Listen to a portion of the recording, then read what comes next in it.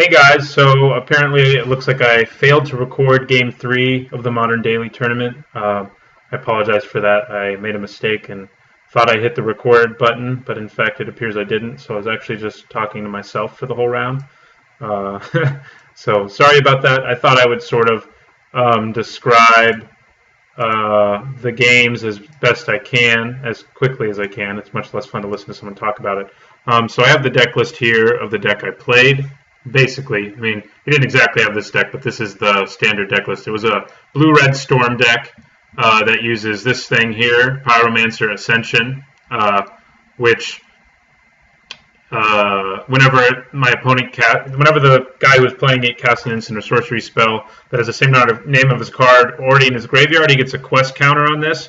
Once this has 2, anytime he casts any spell, he gets to make a copy of the spell. So the deck basically tries to... It plays cards like Manamorphose, Desperate Ritual, Pyretic Ritual, which all add mana to the mana pool, and it tries to make copies of these, like endless copies of them. And it also plays a lot of cantrip cards like Serum Vision, Sleight of Hand, and Gataxian Probe. So they throw a lot of cards in their graveyard, Faithless Looting too. And so it's easy for them to get copies when they're playing all these cantrips and digging through their deck. Manamorphose is a cantrip that also adds mana. So they try to win with Grape Shot in the end. That's their Storm win condition. You know, they try to play 20 spells and then Grape Shot you to death. It works out for them a lot of the time. So in game 1 against this opponent, who's playing a deck much like this, he played an early Goblin Electromancer, which we bolted immediately because I knew immediately we were playing a Storm deck, and then we just sort of ran him over. We had we either had Gravecrawler or Diagraph Pool turn 1, turn 2, Timoret turn 3, Death Baron, and just sort of rolled over him.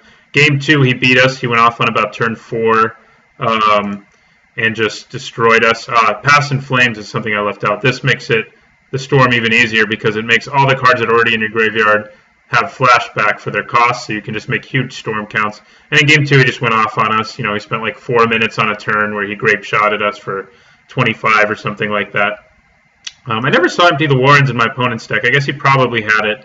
This is also a Storm card that adds goblins, but after game 1, we sided in our Slaughter games, which is that 2 black and a red card we have in our sideboard that name a card, search your opponent's library for and hand and graveyard for all copies of that card and exile them. It also can't be countered or anything. Not that that's a real threat against this deck. And we did that on turn 4. We kept a hand with it in our opener. And we did that on turn 4 and named his Grape Shot, and he actually scooped. So he must not have had Empty the Warrens. I guess. It makes sense to leave and have an Empty the Warrens like this deck list does because the Grape Shots, like if someone does that, you at least still have one way to win, even though it's not as good as Grape Shot, since these goblins come into play but don't win you the game immediately. But anyway, that's what the game was. I'm sorry I didn't record it. Round 4 is recorded, and it's the next video if you're watching this in the playlist. And I hope you enjoy round 4. I hope you enjoyed the other 2 rounds as well, and I hope this was a decent substitute for not actually having the game. And thanks for watching.